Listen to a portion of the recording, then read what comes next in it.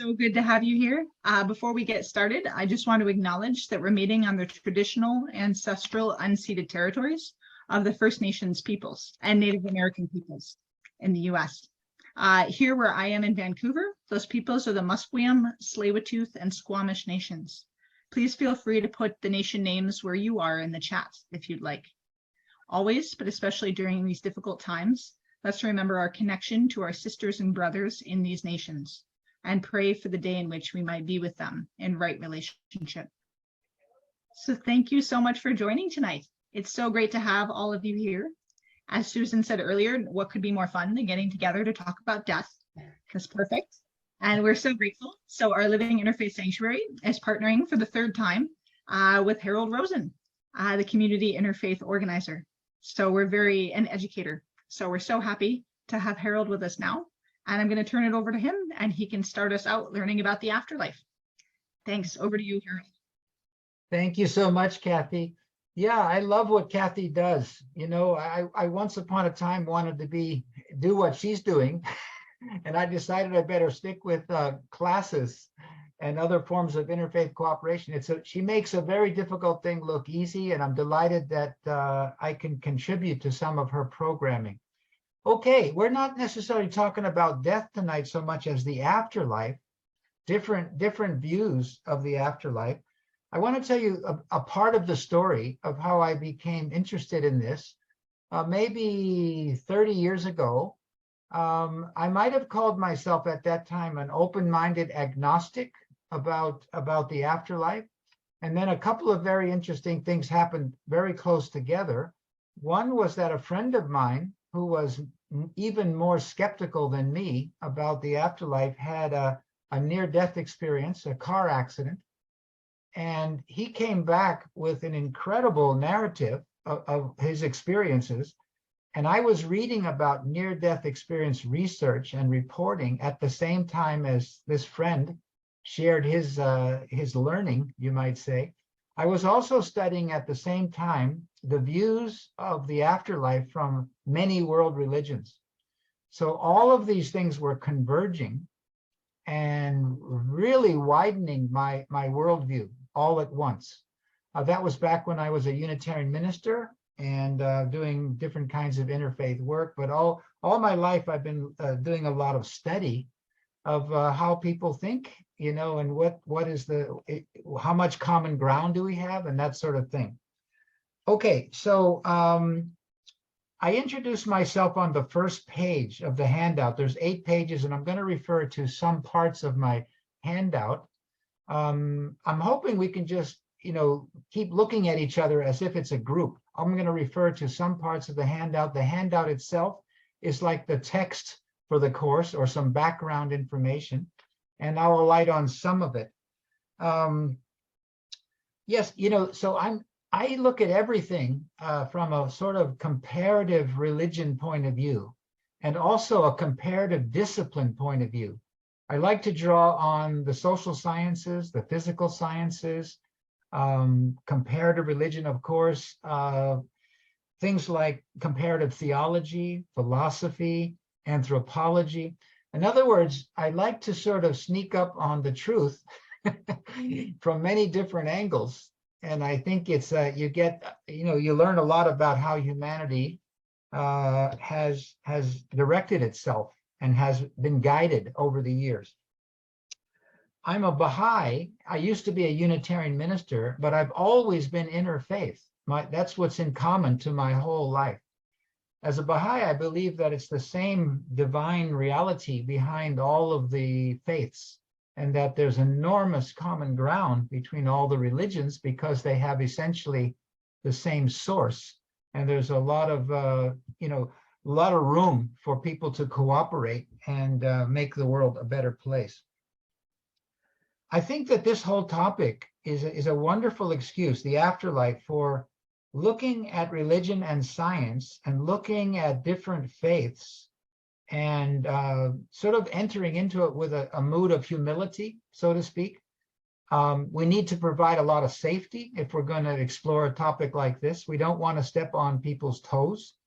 We want to sort of say these are current learnings and beliefs, or our understanding of what others believe and what we ourselves believe. And even our own beliefs may be sort of a developmental process as well. Okay, so at the bottom of my first page, I have a list of resources. I'm not going to look at all of that, but tonight we're looking a little bit at near-death experience research and consciousness research, as well as indigenous views of the afterlife. Next session, which is next Wednesday, we're going to look at Hindu, Buddhist, and Sikh teachings. No, it'll be next month. It'll be Oh, once a did month. I say next week? I mean next month. Thank you. Oh, thanks for jumping in. It's not weekly, it's a monthly class, right? Yeah, so October 12th, we'll look at 3 faith traditions in terms of how they view the afterlife. Then the following month in November, we'll look at East Asian beliefs, Confucian, Taoist, and Shinto. The following session in December, we'll look at Middle Eastern beliefs, Zoroastrian and Islamic. And then in January, we'll look at Western beliefs, Jewish, Hellenic or Greek, and Christian. And in the 6th session, the last one in February, we'll look at contemporary spiritual views. Many people say they're spiritual but not religious and have pretty well-developed beliefs. We'll look at that point of view, as well as some Baha'i beliefs too. And also in the last session, we'll look back at the whole course. By then, we will have covered quite a bit of ground. So I'm going to leave plenty of time for you to comment. In fact, after I talk for about another 20 minutes or so, I want to stop and give you a chance to introduce yourself very briefly, your name, your worldview or perspective, briefly described, like in a phrase or even a single word, and then a little bit about your reaction to the course as you're receiving it so far, your initial comments. Okay, so in other words, we're going to look at 15 different perspectives. If you add up the scientific perspective of near-death experience research and consciousness research, added to 14 other spiritual traditions. So we're going to be looking at similar ground, so to speak, from many different perspectives. And a bias that I have is, and many of you who have taken my courses before know, I'm always looking for common ground, and I emphasize the similarities more than the differences. I'm not blind to the differences, but we're mostly going to look at similarities, and also a few significant differences will come up as well. Okay, you know, one more thing about the disciplines that I draw from is if you take theology, like Kathy recently, I think, graduated from Vancouver School of Theology, there's a type of theology called eschatology. It's a branch of theology. It's about beliefs regarding the afterlife or the end of this life, as well as beliefs about humanity as a whole and the future. So eschatology can be personal eschatology or collective. So we're mostly looking at personal eschatology, but occasionally we step on the collective view too. What is humanity's future as a whole? Okay. If you look down, my bibliography on the first page mentions 4 books regarding near-death experience. I'm just going to mention them. Life After Life. The subtitle was The Investigation of a Phenomenon. That came out first in 1975. And I think it put near-death experience sort of in the public domain, that book. And it's been republished a few times. Written by a psychiatrist, a doctor, and a philosopher. And then there's a book called Consciousness Beyond Life, written by a Dutch researcher and medical practitioner who was very skeptical about the afterlife and about the soul until he started doing a lot of research. And he couldn't account for all the reports he was getting from cardiac arrest patients. So that book is extremely well written, and it's a good source for looking at near-death experience research. And then Eben Alexander is the neurosurgeon who didn't believe in the afterlife, and then he had a near-death experience that lasted a whole week, and he wrote 2 books in the wake of this. And he's become sort of a speaker in many cities all across North America regarding his experience of the afterlife. Okay, and then Indigenous, we'll look a little bit at pan-Indigenous views of the afterlife briefly today. Okay, in my second page, I have something called Harold's Reflections. And these are just some of my thoughts regarding the afterlife. And I set them up in a sort of a series of one-liners that talk about their, capital T, meaning the afterlife realm, or versus here, which we could call physical existence, this world. I also use the term then, capital T, meaning in that other world when we get there. And I use the term now, meaning our life in this world. Okay, here are some of my reflections. If we'll become purely spiritual beings there, perhaps we should develop our spiritual capacities here. If we'll have moral work to do then, perhaps we can strengthen our moral muscles now. If we'll face our shortcomings and their impacts there, perhaps we should rectify these impacts here.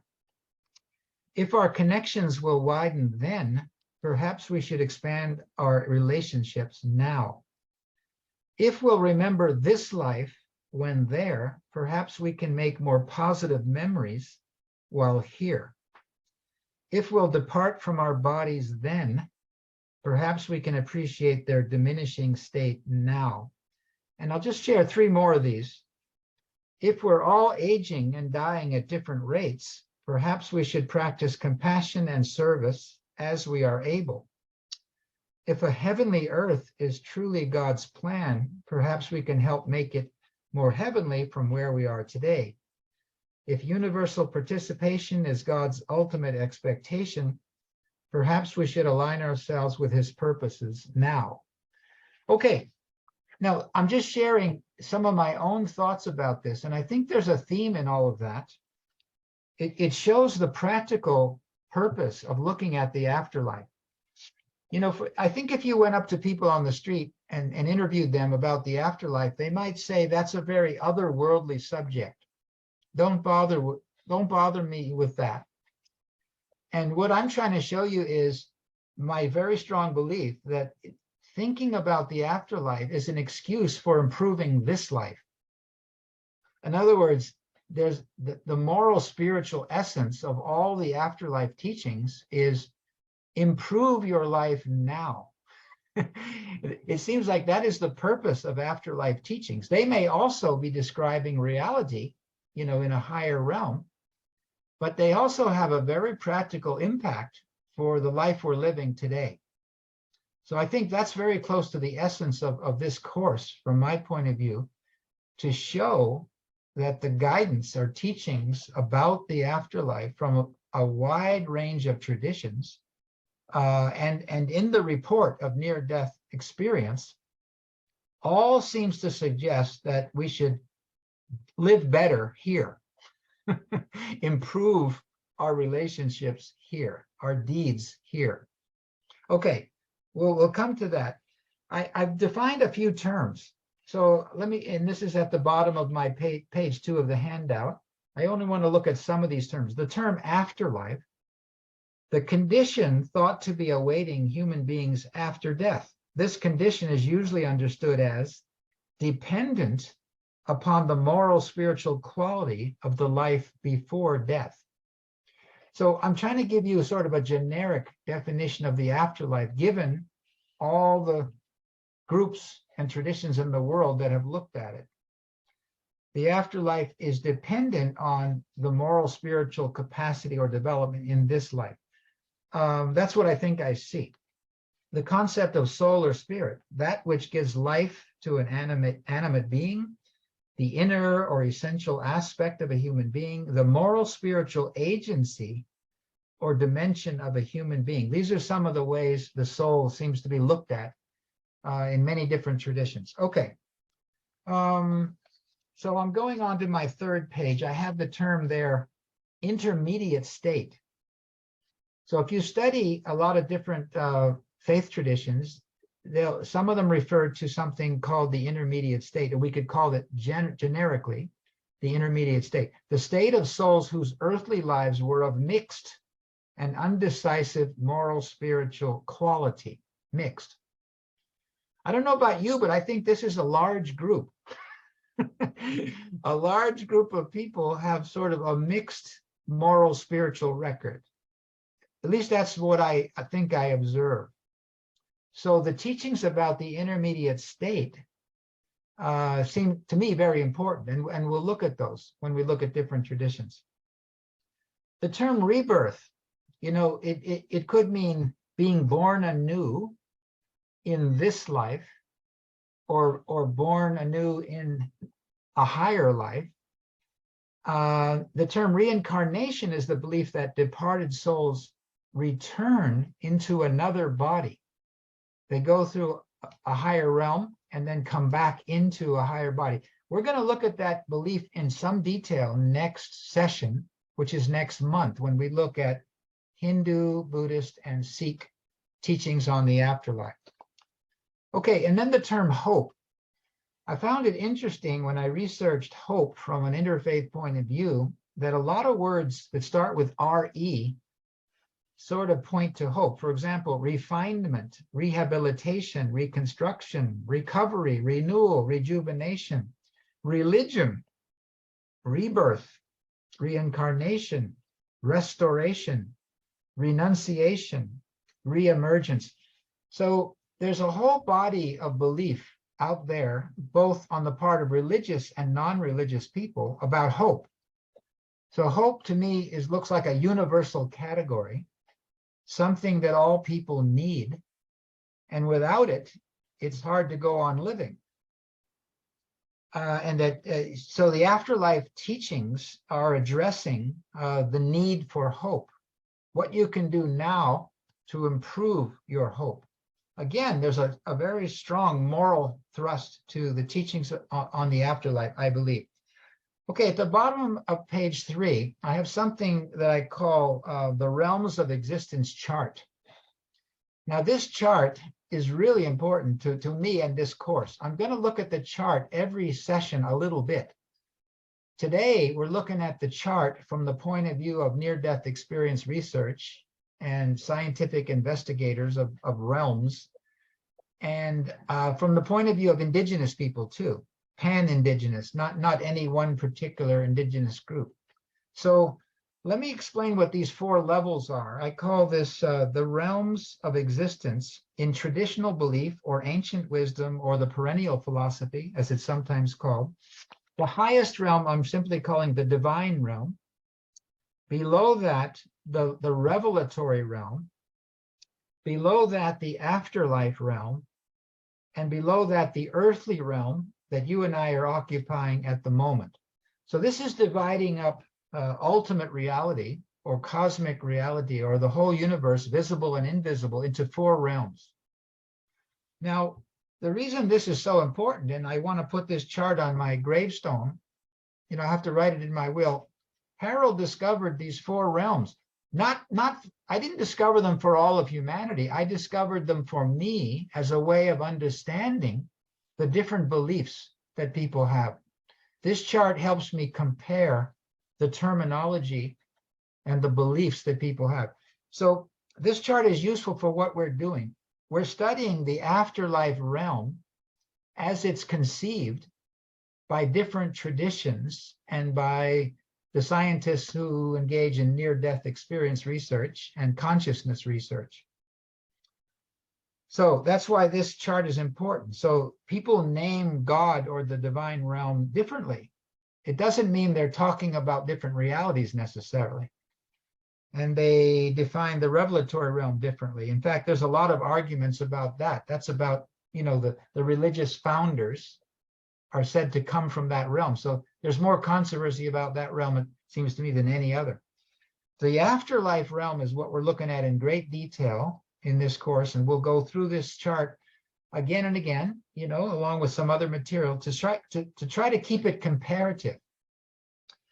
And then the earthly realm, you and I are experts in the earthly realm. We live here. So this is a realm of matter and animals and plants and choices and secular powers and people aspiring to be better people, moral people, spiritual people.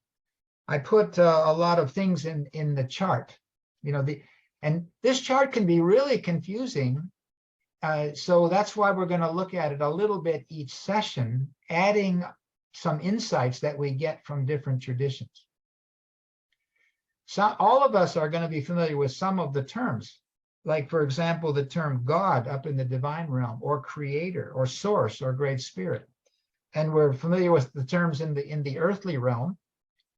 We may be less familiar with the terms used in the afterlife realm and the revelatory realm, but we're going to look a lot at the afterlife realm. Okay, for example, today, indigenous terms for the higher divine realm could be simply great spirit, or creator, or supreme ancestor, or great mystery. Those are some of the terms. Jumping down to the afterlife realm, the term, the light and dark worlds, the land of shadows, that's in the third line up under the afterlife realm terms, the spirit world, the sky world, the other side camps. Also the term all my relations, many of you heard that term. It means all my relations in this world and in higher worlds too. All my relations with living things, natural, physical living things, as well as spiritual beings. All my relations. That's a powerful longing. And then terms in the earthly realm, some indigenous traditions break the soul up, and they describe it in three ways. There's a free soul. Part of us can go up into the higher realms. We have also a named soul, which is associated with our calling in a given tribe. And then the breath soul that came into our body when we were born. The three different ways of talking about the soul in indigenous terms. I want to give you a few scientific terms that are used for these realms. That might sound strange. The divine realm, scientists have this term, the quantum pool of all potentiality. They may not admit that that is a sort of a term for ultimate reality, but that is ultimate reality from a scientist's point of view. Sometimes it's called also the implicate order. The physicist David Bohm spoke of that. We need an order that's implicate behind the physical order that we experience. Jumping down to the earthly realm, some of the scientific terms, never mind. I want to jump to the afterlife realm. The people who do near-death experience research and brain consciousness research speak about non-local consciousness, meaning consciousness not necessarily tied up with the brain. There are people whose brain seems to have died, and yet they come back to life and report what they experienced during the time that their brain had died or wasn't functioning. So in other words, consciousness was going on for them, but it wasn't tied to the brain because the brain was not functioning, not operative. Okay, so I'm giving you a sneak preview of how brain and consciousness research suggests that there's something that religious people would call spirit or soul that comes up in research about the brain and the mind and what happens with, say, cardiac arrest and that kind of thing. Okay, friends, I'm only going to talk a little more. On page 4, I have one-liners from different traditions, just to show you like a little tips of the iceberg of this this arena that we're looking at in this series on the afterlife. And I'm wondering, Kathy, would you be willing to do this as a sort of litany with me? Can we Yes. read this as a litany? Oh, Yes, maybe. like the two of us read together, or what are you thinking? No, you read native on page 4, and I would read Hindu, then you read Oh, Buddhist, perfect. and I go back and forth like a litany. Yes, that sounds great. Okay, and what this is a little glimpse of some of the beliefs about the afterlife from different traditions. Okay, so Kathy, you can begin and read the group it's from. Yeah. Okay, sure thing. Native. Every Hopi wants to join the spirits of his loved ones who've passed beyond. To that end, he keeps his heart pure, and he is kind and generous to other people from the Hopi tradition. Hindu, those who remember me at the time of death will come to me. Whatever occupies the mind at the time of death determines the destiny of the dying. Therefore, remember me, Krishna, at all times. Buddhist. Meritorious deeds will receive the good person upon his arrival in the next world, as relatives welcome a dear one on his return from the Dhammapada. Sikh, after you depart from this life, God shall demand a reckoning of your deeds. Falsehood must be destroyed. Truth in the end shall prevail. Chinese. The bones and flesh molder below, and hidden away, become the earth and the fields. But the spirit issues forth, and it is displayed on high in a condition of glorious brightness. From Confucius, Book of Ritual. Zoroastrian, toward the wicked one and the righteous one, and the one in whom right and wrong meet, shall the judge act in upright manner according to the laws of the present existence. Islamic. You must remember to gather from this life such harvest as will be of use to you hereafter. From the Prophet Muhammad, peace be upon him. Jewish, this world is like a vestibule before the world to come. Prepare yourself in the vestibule that you may enter the hall. From the Mishnah. Hellenic. I am a child of earth and starry heaven, but my real race is of heaven. The Eleusinian mysteries. Christian, in my Father's house are many mansions. Baha'i. The world beyond is as different from this world as this world is different from that of the child while still in the womb of its mother. From Baha'u'llah. Okay, friends, that's just a tiny glimpse to whet the appetite for this course. So each session will look at a few more teachings on the afterlife from all the traditions we're looking at. At the bottom of page 4, there's a very quick introduction to this whole body of research called near-death experience, NDE research. And so let me say this, since 1975, that book, Life After Life, written by Moody, there's sort of been an explosion of interest in the near-death experience. And so a lot more study has been done, and there have been conferences. For example, I heard that 6,000 people went to a conference at the University of California at Berkeley, people who had different kinds of near-death experience, and they were very diverse people. They were believers and non-believers. They were people from different cultural backgrounds, etc. Okay, and then they sort of asked everyone to sort of describe in as great a detail as they could what happened to them before they came back into this world, or when they were declared living again. They came very close to being officially dead, and then they came back into a normal state and could describe it. So what I have below is like a list of things that almost all of them said. So there was a sort of some very repeating patterns.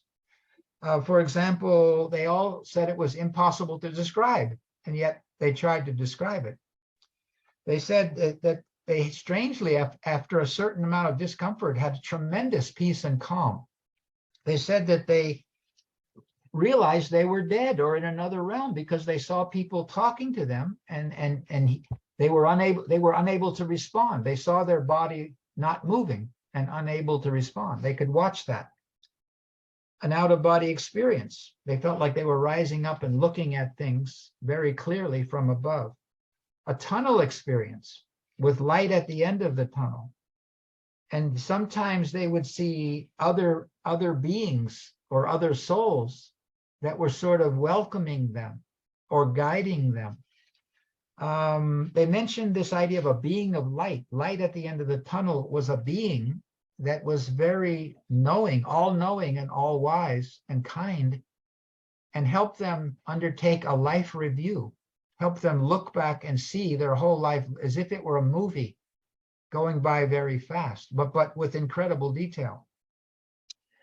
They said that at a certain point, there was a flash forward. They went even higher than the end of the tunnel, and it was overwhelming what they saw. And they don't have words for what they saw.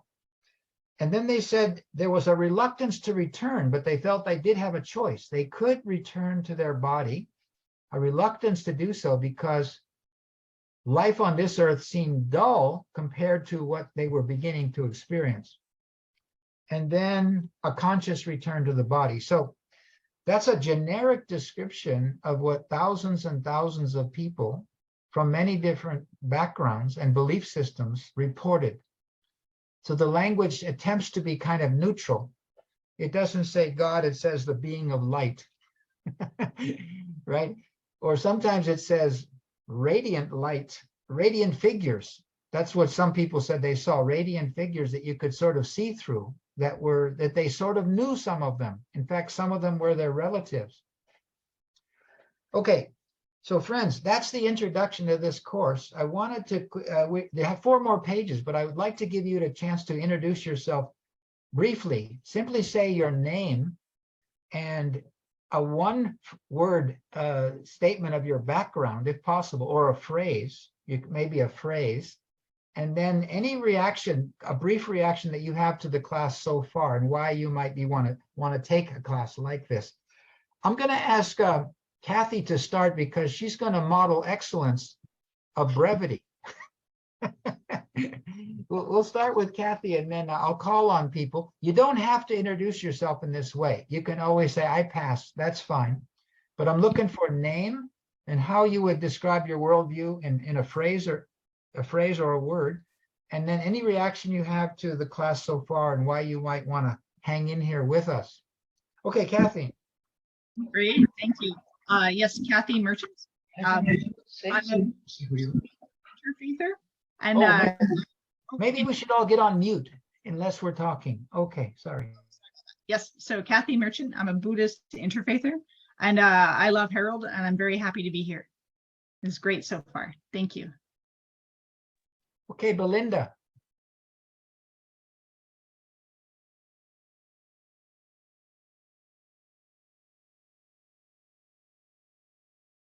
Oh, you're still muted, Belinda? It's so hard to unmute.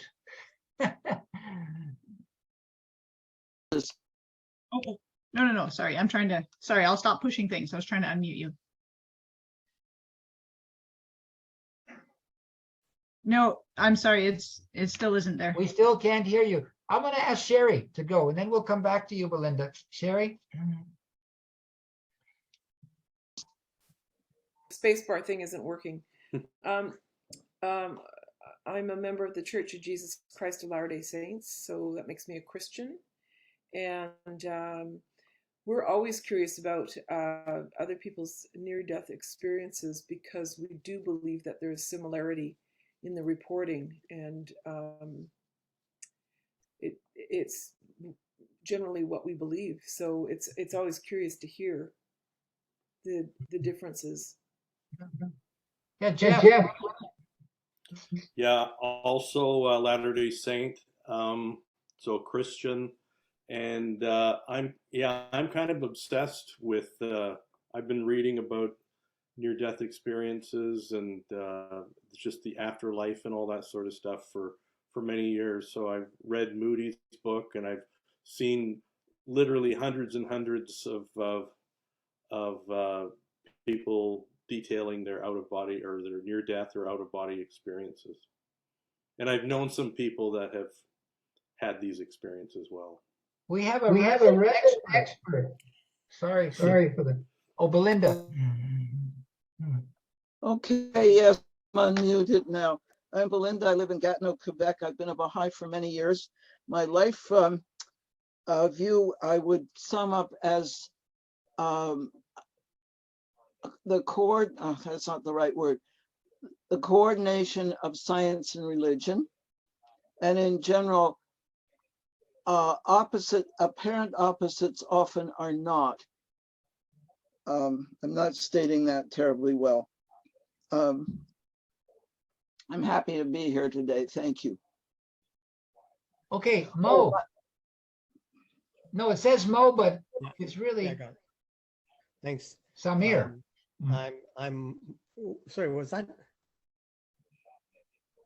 Yeah, you, please. Sure. I'm Mohammed from Chilliwack. I'm a Muslim. Oh, I mixed you up with her husband. I'm sorry. Hello, Mohammed. Sorry. Hi, am I good to go? Yes, you're good to go. Okay, so I'm from Chilliwack. I'm a Muslim. I attended this because I was kind of intrigued by the topic, and I had time tonight, so I thought, why not, right? So I'm very happy to be here. Thanks. Thank you. Dorothy?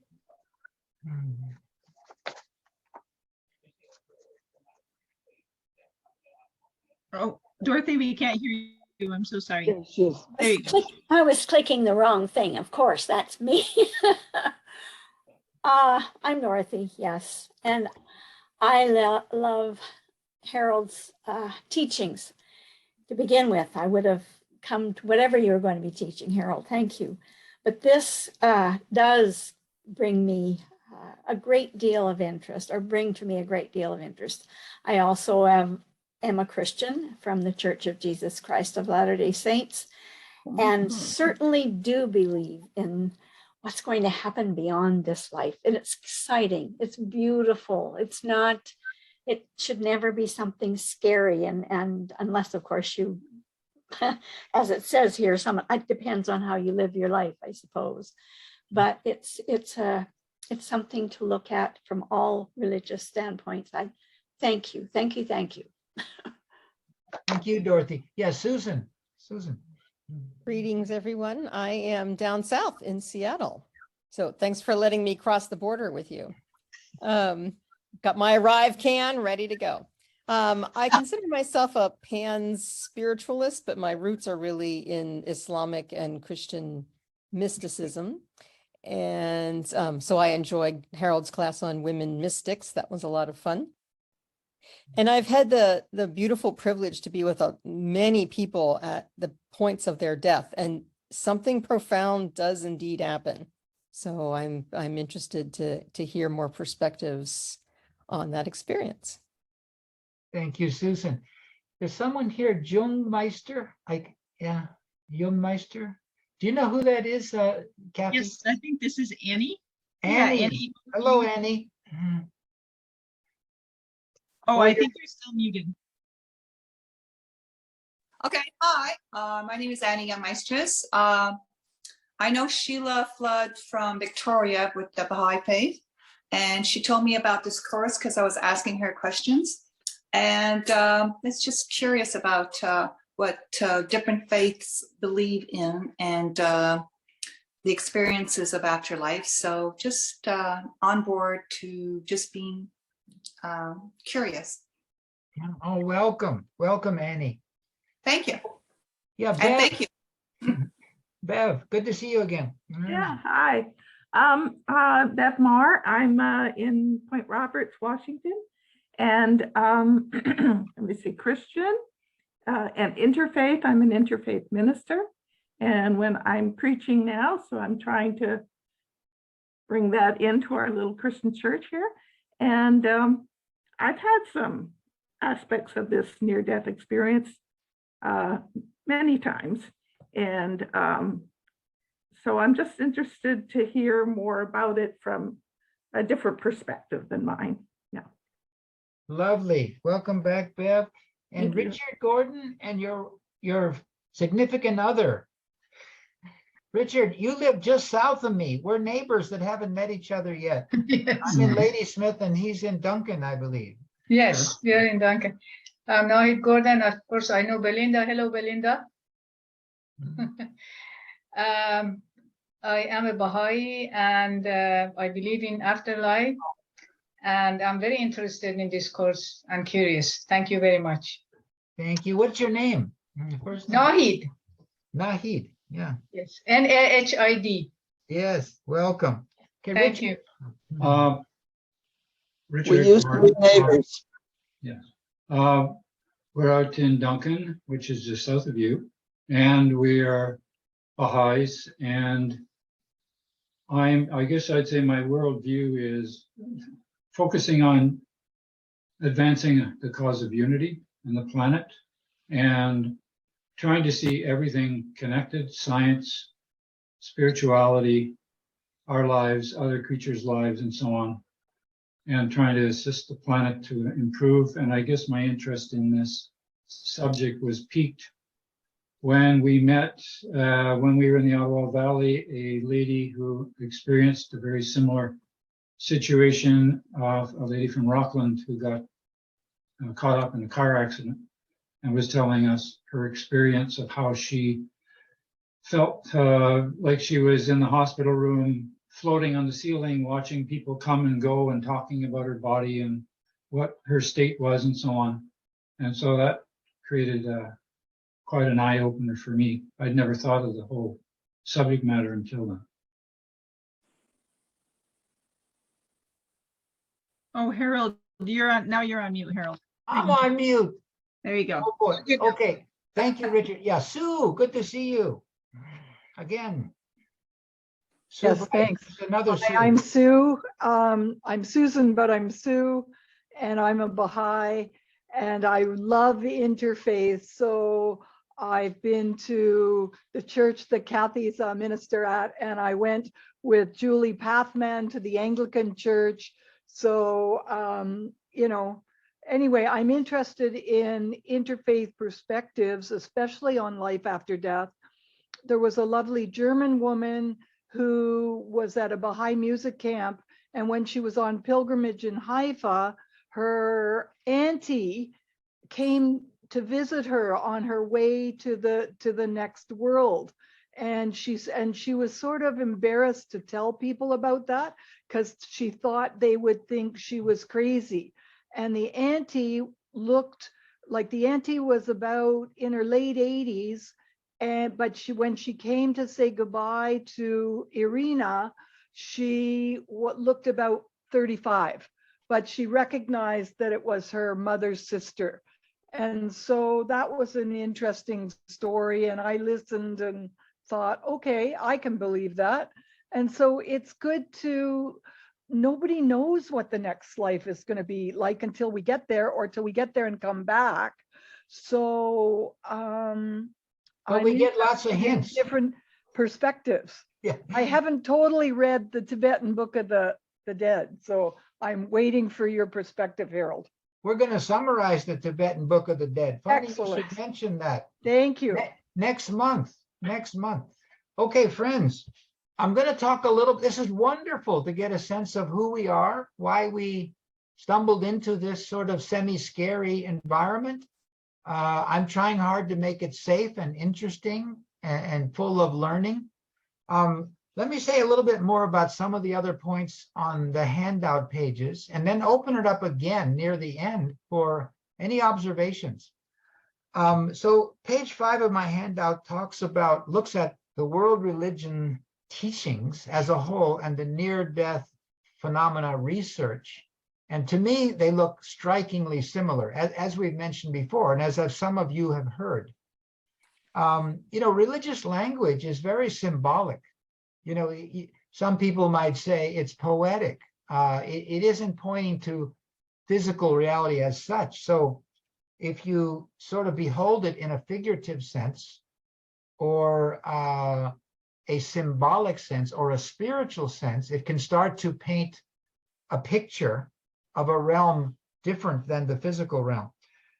So the ideas of a survival of a non-material entity, that's in common to near-death experience and to the teachings of the great world religions. The being of light, of course, is called God, or is called Allah, or it has all the names that are used for ultimate reality. The eternal Buddha, the absolute, the unconditioned, a lot of names that sound like they mean something very, very different, but the closer we look at them, the more similarities we see. At least I believe that. The idea of a life review or reckoning or judgment.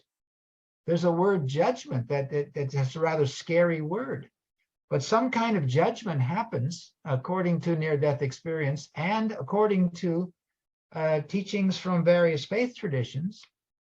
But is it once and for all, or is it some sort of an initial process, the life review, for other stages of learning in higher realms? So these are where beliefs differ to some extent. Okay, and the idea of meeting others. So the meeting other souls or ancestors or spirit beings, is described in many, many different ways. And the near-death experience people report such a thing. Radiant beings who were mostly helpful, and some of them they knew, right? If not a lot of them. Okay, so all of that looks like we're looking at a common phenomenon. That's why I think it's valuable to take a multidisciplinary, multi-faith approach. I mentioned in the middle of page 5 that, Plato and Pope Gregory, that's Pope Gregory the Great, they both collected stories about people who supposedly died and went somewhere and then came back. And again, those sound like they support both near-death experience research and the world religious traditions.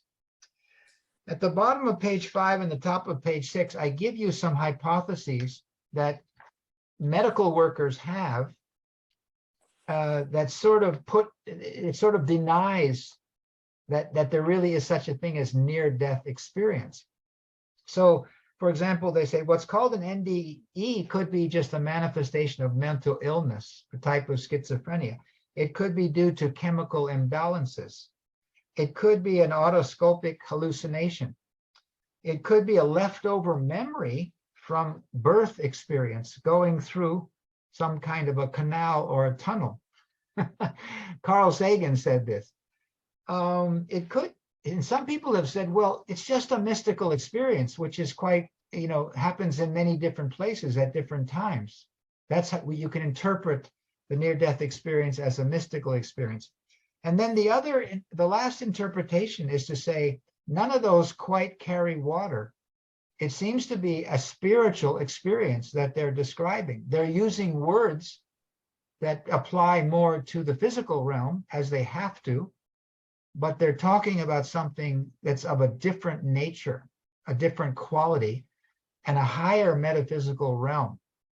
Okay, on my page 6, I again repeat this idea that, to me, what's in common to even thinking seriously about afterlife and about near-death experience and about the world religious teachings is this encouragement to do something better with this life. Again, it seems like that is the thrust. There's a moral, spiritual thrust to teachings about the afterlife or experiences. For example, when people come back from a near-death experience, they often say, my friend said exactly this: I used to care a little bit more about my position and my wealth and my attainments. Now I care about relationships and serving the world. So his values completely changed. He came back from another realm, so to speak, and looked at this world in a different way. So the lesson he got was love and justice and service and cooperation, all of those universal virtues, they're more important than what the physical social world admires, which might be how many homes do you own? How many colleges have your kids gone to? How many, etc. Right? Your credentials or how you appear in the social realm. Okay, and then on page 6, I tried to summarize a really fat book, the book that I mentioned on page 1 called Consciousness Beyond Life. Consciousness Beyond Life, The Science of Near-Death Experience. That's by the Dutch researcher, Pim van Lommel. So I'm tempted to just read what he said there, but I'm going to try to paraphrase it. What they've noticed, doctors have noticed the phenomenon of people in cardiac arrest, and their brain function stops, their heart stops, everything seems to stop, and then somehow they come back to life again, and they report exactly what went on during that time. And they report it from a point of view, like from the ceiling, looking down at the operating table. And they can tell you details about like what was on the cabinet, who was there, what was said. Here's another strange phenomenon. Even people who are blind, who undergo cardiac arrest, sometimes come back and describe what they saw. Remember, they're blind, but some part of them saw something accurately. So this doctor, Pim van Lommel, who was a skeptic and had all the standard theories about this, he said, no, the data just is overwhelming that we don't understand this with the medical model, the old medical model. We need to look at this holistically. It turns out this Pim van Lommel also started to go into quantum physics too. He thought quantum physics or a quantum understanding of reality cast light on what he was seeing in his research. And he started reading about other people's experience, medical experience with seemingly returning to life after death. Okay, and then he went on. Let me read part of page 6. This is just too good. I have to read what he said exactly. He said, here's a helpful comparison. We, meaning you and I, were not aware of the hundreds of thousands of telephone calls, television and radio broadcasts, internet connections around us day and night, passing through us and through the walls.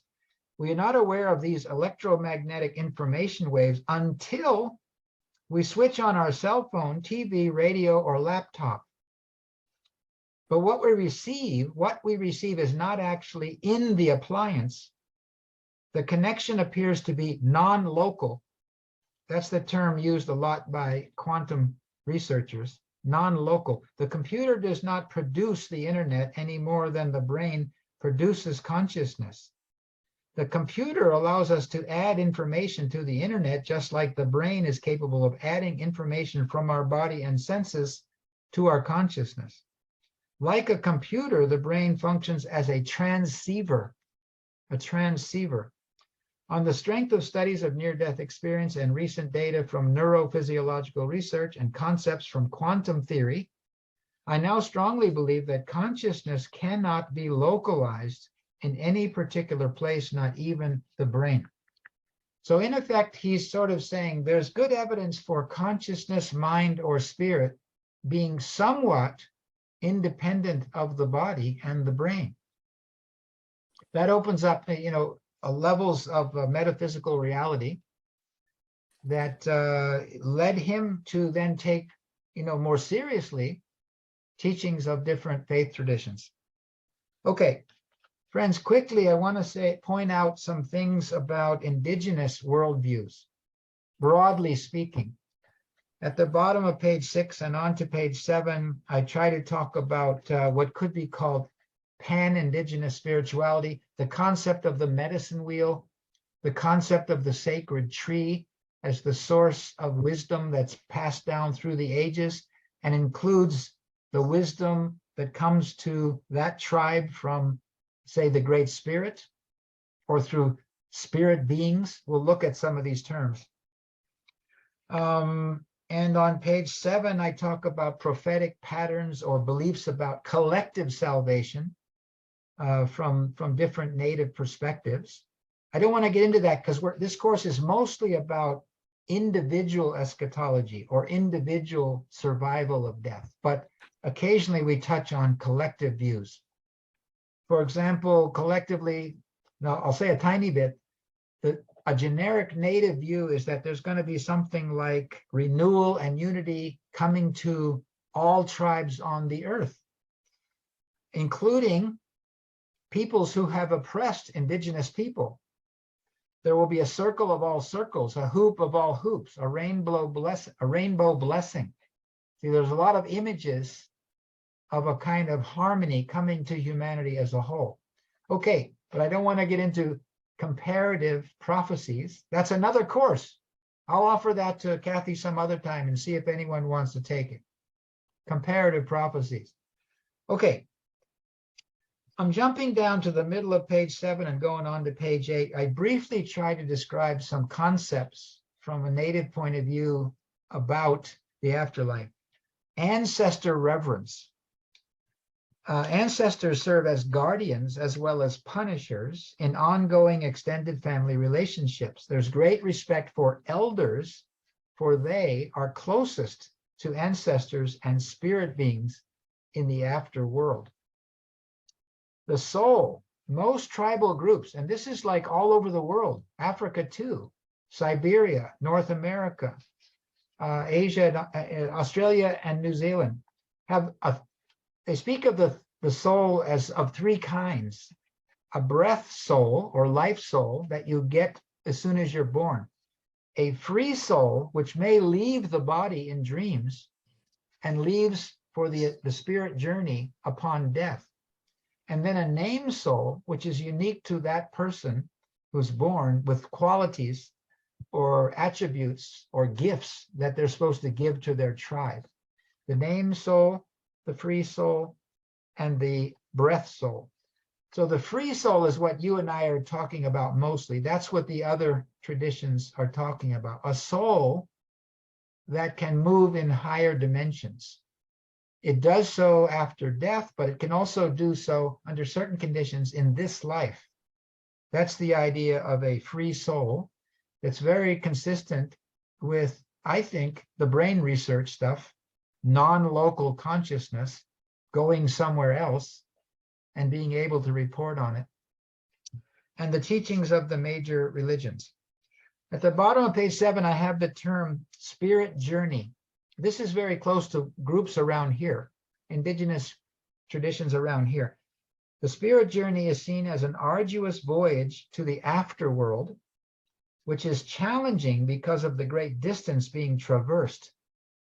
If this requires help from ancestors, from spirit beings, from medicine people, medicine men, medicine women, or healers, and surviving family members. We need help to get ready for the spirit journey. Okay, and then on page 8, I have a few other terms. The afterworld, this is sometimes how it's translated into English from the different tribal traditions. The spirit world or the sky world. And there's many other terms for that. Happy hunting grounds, you've heard of that. The shadow world, the other side camps, the good name lands. And then there's another concept of spirit beings. I want to read my definition. Transformative powers that are greater than the ancestral spirits, but are less than the great spirit.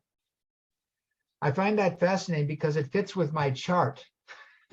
My chart says there's the great spirit up there, and there's our spirit in the afterlife, and then something in between them called the transformer, or called spirit beings. And there's more than one of them. And they could be symbolized as eagles, mountains, bodies of waters, lakes, etc. And then shamanism is common to all indigenous traditions around the world.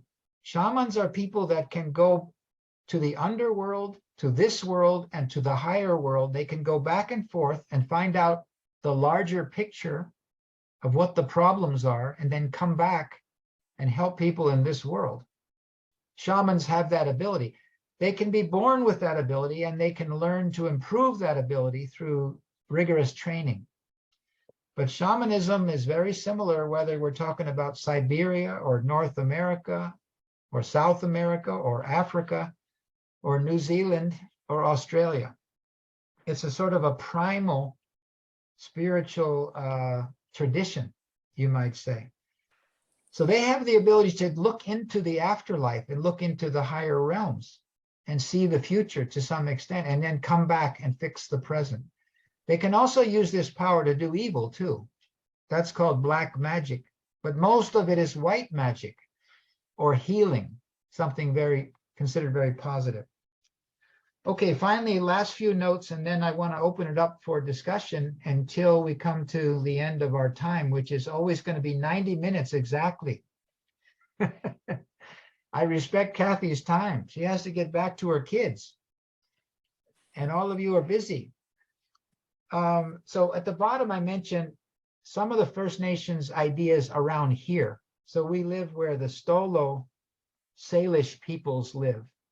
The people that speak the language, the Hulkamalum language systems. But the ultimate reality from that point of view, locally, is the Great Spirit is seen as both beyond and in all activities of the natural and human worlds. Everything and everyone is spirited and respect worthy from this point of view. It's important to establish good terms with all my relations.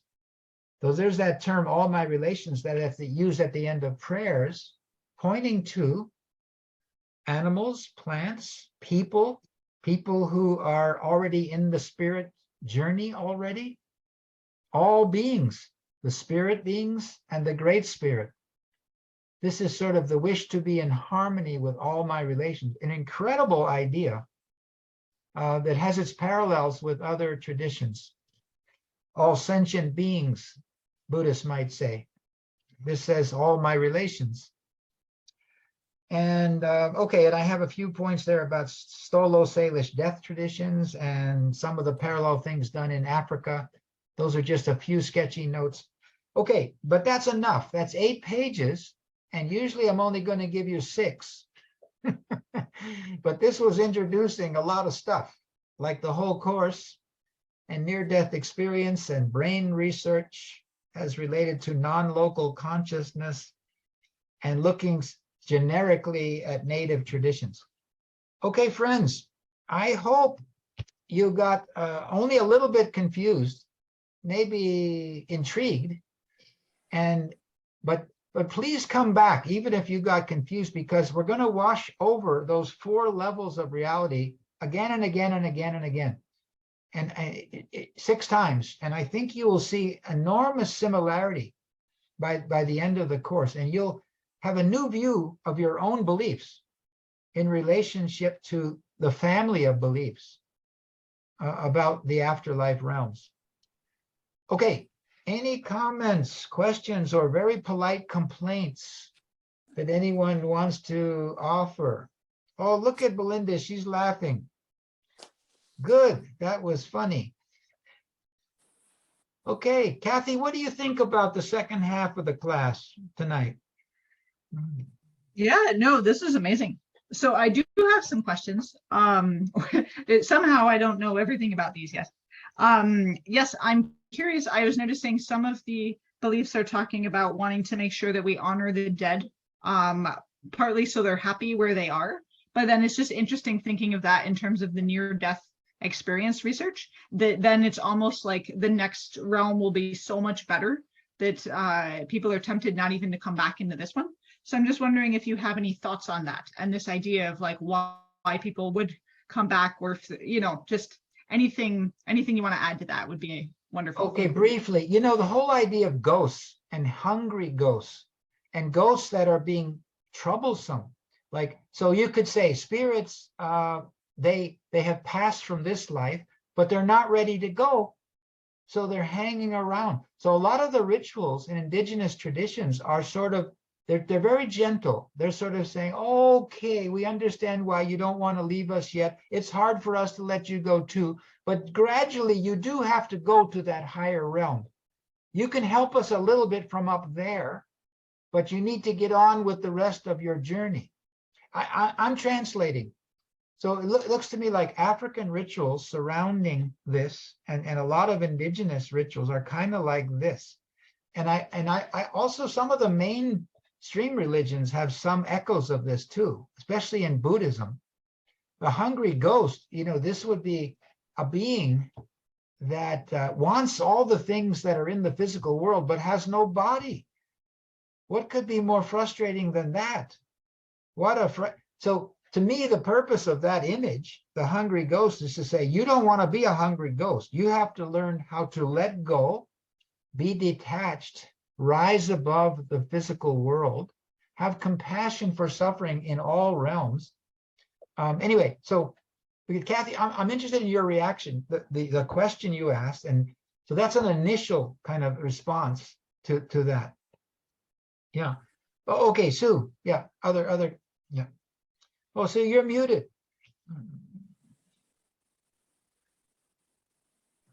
Just in answer to Kathy's question, and I don't know where I heard this, is that people have their near-death experience and then they realize how they have to make amends in the physical world. They want to correct some mistakes that they've made, or, you know, say they're sorry for if they've insulted somebody or harmed somebody, or they come back thinking that they've got more work to do before they go to the next world. I don't know where I heard that, but I heard it.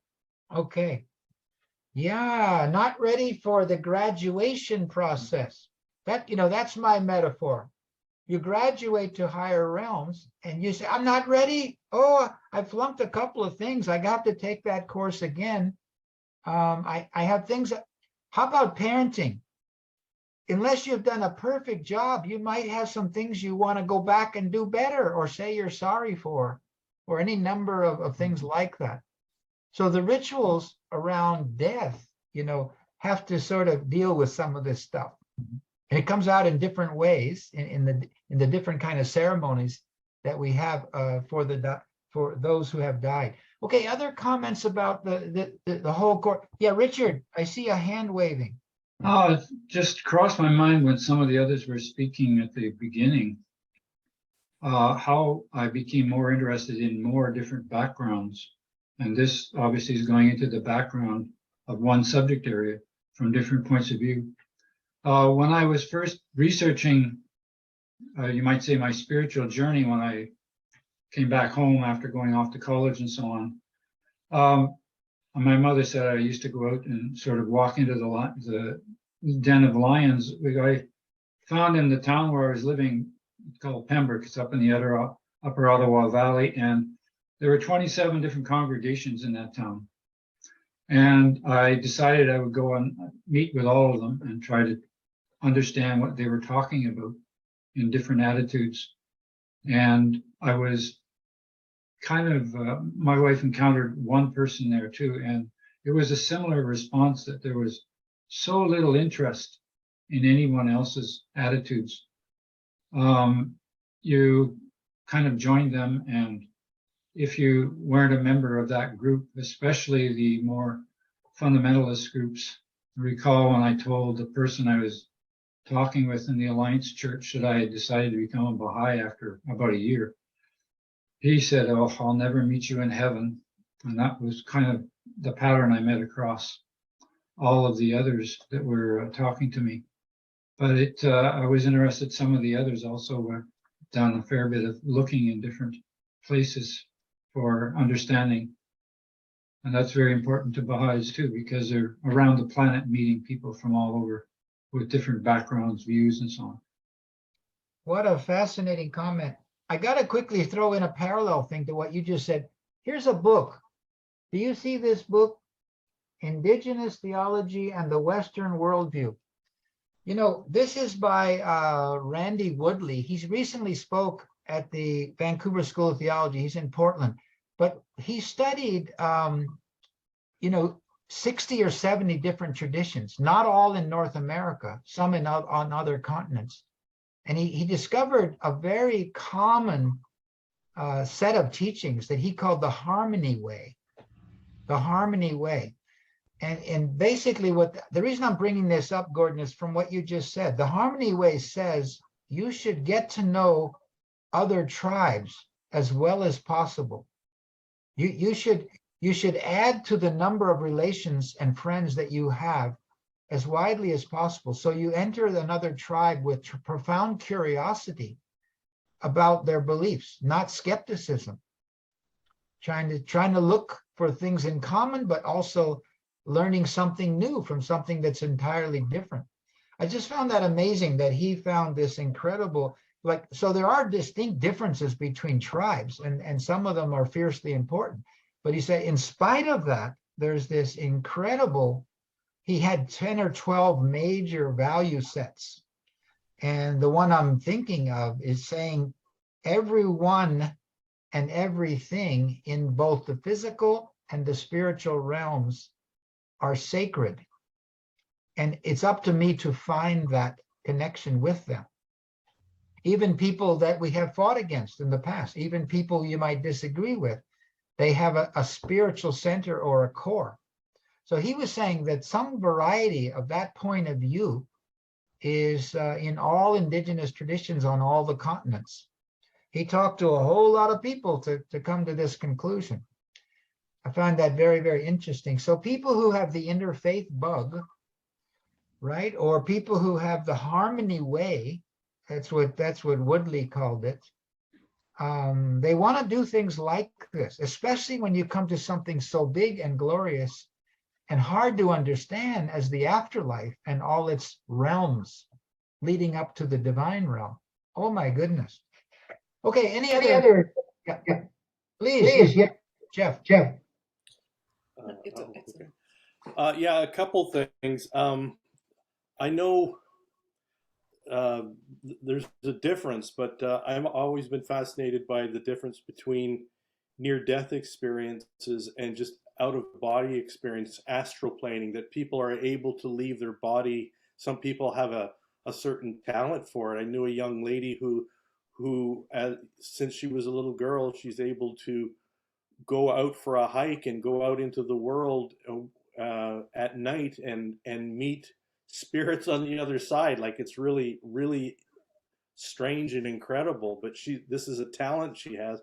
She's been able to do it since she was a little girl. She has some incredible stories to tell, and things where she's actually witnessed things when somebody else was there, and then been able to go and talk to them after about what they were doing at any given time. The other point I wanted to make is I've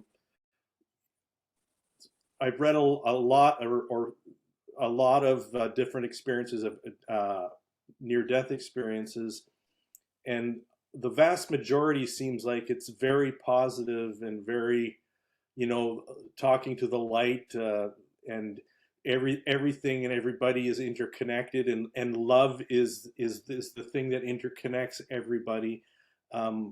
But then there are those who have incredibly negative, horrible, terrifying experiences, and in many cases those experiences are life-changing from a positive perspective. When they come back, they are completely different people. Absolutely. Oh boy. Doubling up. How did that happen? Can everyone mute except? Okay, that helped. Quickly, Jeff, thank you. I'm so positive, I forgot to say, yes, there's a certain amount of hell experiences, limbo experiences, feeling like you're stuck in the mud, confined in a dark, cold basement, things like that. There are some of those. Most of them are positive, and those negative ones don't seem to last forever. This Eben Alexander, the neurosurgeon, he went into sort of a swamp-like thing. He called it the worm-like existence for a while, right? And then slowly started to hear something like sublime music and light, and was drawn upward. So, and usually those negative experiences are sort of like, this is the functional equivalent of what's called judgment, right? So it's, we hear the word judgment. I think many people think it's so static. Either you're saved or you're damned, right? It seems way more nuanced than that in terms of what people even the teachings, I think, are way more nuanced. The teachings from the great spiritual traditions and religious traditions. What else did you say? Mo had something to say. I got to say one more thing. He mentioned out-of-body experience versus near-death experience. Quickly, the near-death experience means your major functions were breaking down. Brain function, heart function, lung function. You were near to death, near to what is clinically called death. out of body can happen in all kinds of situations. In fact, the shamans, I was describing shamans. So that's someone who learns how to have an out of body experience on purpose for a certain reason. They can control that. For some people, they just stumble into it, right? And others, it's part of a spiritual practice that they can develop and use for positive purposes, to get information that's not available any other way, to bring about healing that's not possible in any other way. That's how I understand that. You know, often they're scary too. Out-of-body experiences for people that didn't want them, it can be very upsetting. And you're afraid you're never coming back. And then others look upon them as very, very positive and look forward to the next one, but can't bring it about on purpose. Okay, other comments, questions, yeah, Mohammed, please. Yeah, when I was listening to your presentation, you mentioned about the commonality between religious belief of after-death experience and those who have had near-death experience, right? And you said how similar they are. And initially, it's sort of, I got the sense that it kind of validates the near-death experience, kind of validates what we believe in our religion, in a sense, right? Because because they're common. However, you know, giving it a little bit more thought, I was wondering if the experience that people have during the near-death experience is a result or influenced by, lack of better word, baggage or influences they have from their religion. For instance, if you watch a horror movie at night before you go to bed, you might have a really scary dream or nightmare, I should say, right? Because of the influence of what you watched before. So do you think that these people have had a near-death experience and they're describing it in many ways similar to what they have been taught within their religion as to what the experience is like after they die? That's a very good point. Mohammed, here's what I read. That the gathering that was in Berkeley, California, 6,000 people, they said that the ones who were religious, who had a specific tradition, they would use those terms, right? So they saw Jesus, or they saw the Archangel Gabriel, right? Or some would talk about the Buddha, right? Or a Bodhisattva, or some would talk about, you know, something that sounded like generic, the Great Spirit. Or some would say it was just a being of light. It was just light that spoke. See, that means they don't have a tradition that they can explain that with. So that's, in other words, of course, cultural and your experience, your individual human experience, you bring that to your perceptions of the afterlife realm. So a Latter-day Saint would be talking about celestial and terrestrial realms. And you guys, we need them to be here when we get to session 5, because we're going to look at a Protestant, a Catholic, and a Latter-day Saint point of view.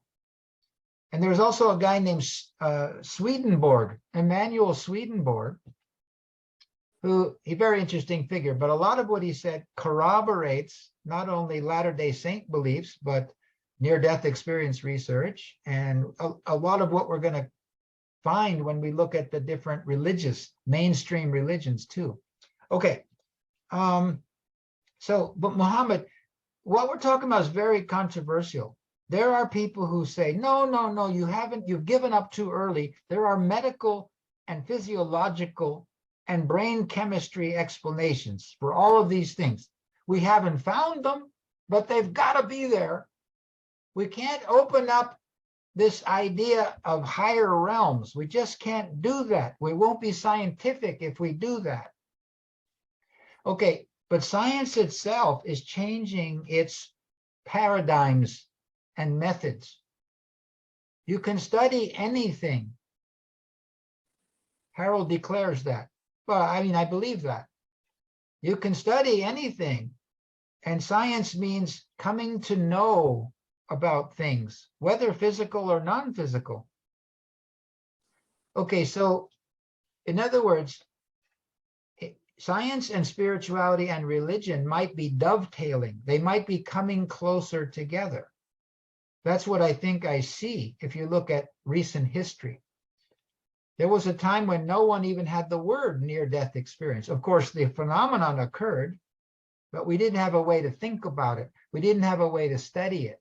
We didn't have terminology. We didn't have research. The same thing with this brain versus mind versus non-local consciousness research. We didn't have the vocabulary to study those things once upon a time. Now we're starting to. Okay, friends, we only have 5 minutes left. Who's been very quiet but had a profound thought or observation that they wanted to share, or even something simple and silly? Susan, I know you're thinking because you're always thinking. I am. I'm actually thinking about how would you recommend we frame our thoughts about this over the next month? Or how would we best prepare for next month in between these intervals? Okay, well, tomorrow I'm going to try to remember to send, Kathy the next handout. And then she's going to send you the next handout. So for a whole month, you will have these 6 pages of Harold's notes. And if you come across something there that doesn't make any sense, Google it. You research that concept for yourself and see what people say about that. That would be one way to get ready. So for example, next month, we're going to look at Hindu, Buddhist, and Sikh teachings, and we're going to look at reincarnation ideas from different points of view.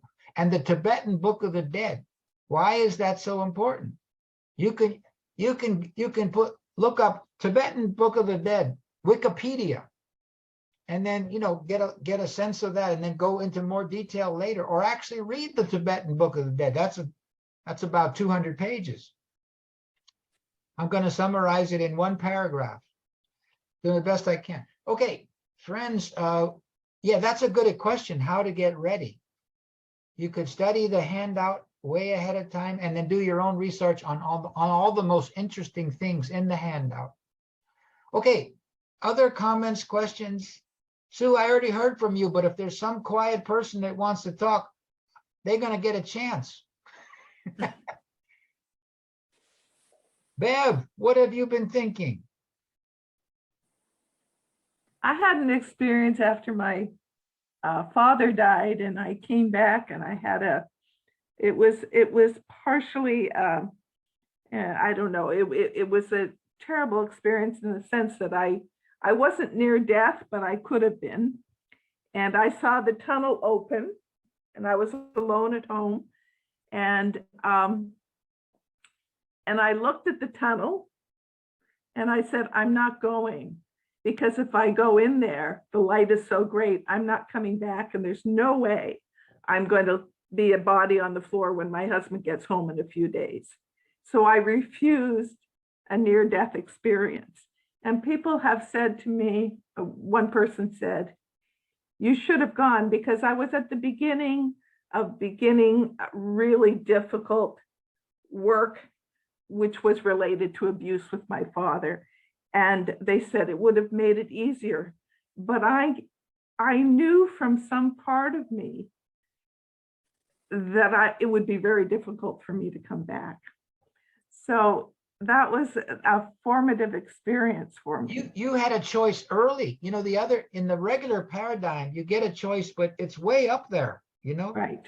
Like, oh, you had it. Maybe you had a very condensed one, a shortened version. I did. Yes, I did. Yeah, but I didn't actually go down the tunnel, and I still got the benefit, but it was filtered of the light. Absolutely. And then my life was saved. I was given intuitive ways of taking care of the physical problem. So that was functional, very functional for you to have had that experience. Oh, Sue, one more comment, and then we got to go. We turn into a pumpkin at 8:30. Okay. No, there's an author named John Hatcher that talks about the purpose of the physical reality. And so he says that we are spiritual beings with a physical body as opposed to physical beings with a spiritual body. And he alludes to this, the physical, starting off as a physical person to be a testing ground. Like you have to, when we're in our mother's womb, we get our sight, our senses, our arms and legs, because we need it for this world. What do we need for the next world? We need our virtues. We need, as you say, somebody said, justice, compassion, love, kindness, looking out for others in the whole, probably world unity and stuff like that. So that was it.